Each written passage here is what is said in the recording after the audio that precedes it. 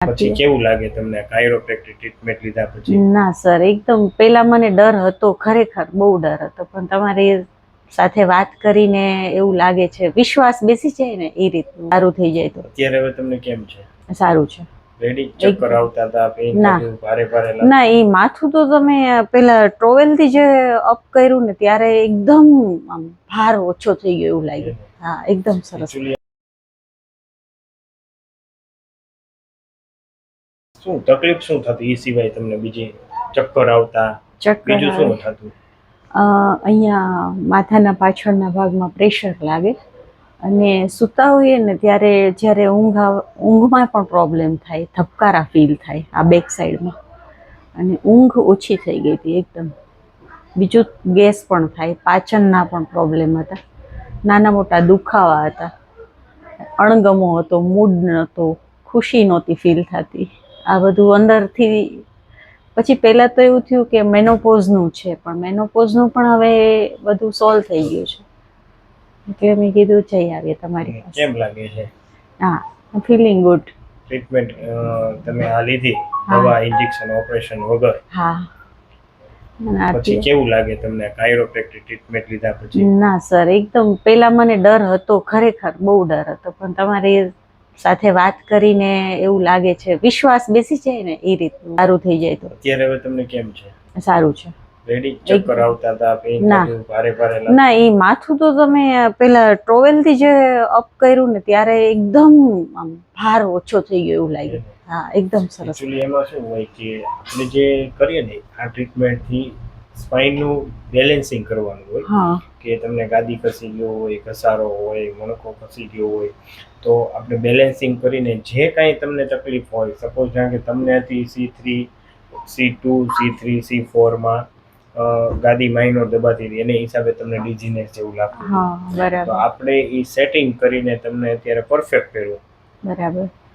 બરોબર, એટલે તમને રેડી થઈ ગયું દવા વગર. ઓલું તમે ટેબ્લેટ લઈને દુખાવો માટે, આ વગર ટેબ્લેટે તમને બરાબર છે. એડજસ્ટમેન્ટ કર્યું છે, એ તમારે જાળવી રાખવાનું છે.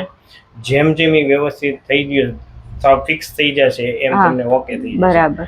એકચ્યુઅલી થાય કેવું કે આપણે જે અલાઇનમેન્ટ બેલેન્સિંગ કર્યું હોય બોડીનું, બરોબર, પણ આપણે સરખું ન રાખીએ એટલે તરત પાછું બગડે. બરાબર.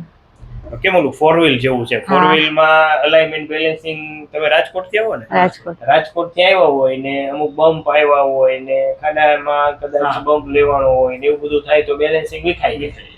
તો શરીરનું પણ આ અલાઇનમેન્ટ બેલેન્સિંગ જ એક પ્રકાર છે, બરોબર. તો તમે થોડુંક, અમે જેમ તમને અહીંથી કહીએ એ રીતે તમે થોડુંક સાચવશો તો ફરી વાર કદાચ તમે આવવાનું તમારે ટળી જાય કે ભાઈ હવે મને સાવ રેડી થઈ ગયું.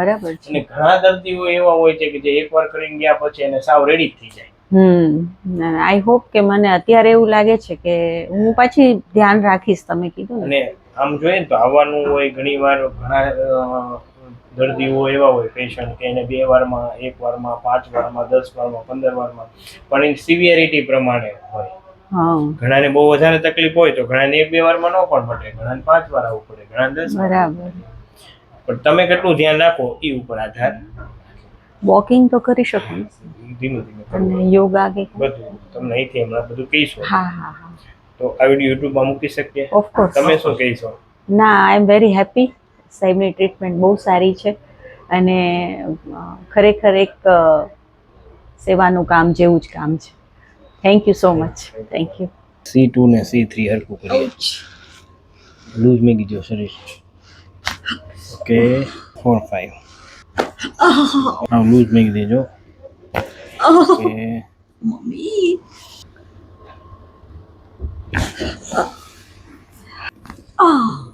હેલો.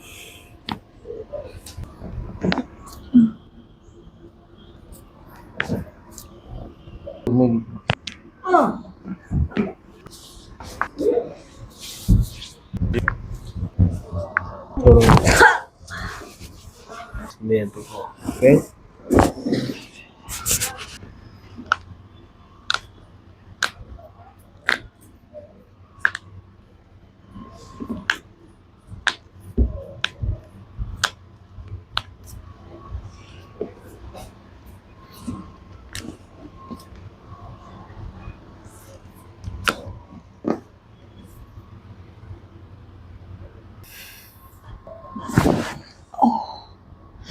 આ સારું લાગ્યું છે, એને એકદમ આમ હળવું થઈ ગયું.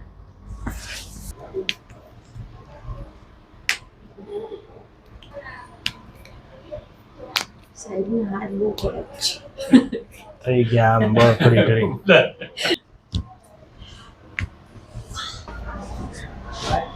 થોડાક તો હાથ રાખવા જ પડે, તમે સામે ખેંચતા હોય હા સાચી વાત છે. તો પછી થાય નહીં. એમ ખ્યાલ હોય પણ તોય અંદરથી એક જાતનો ડર લાગે.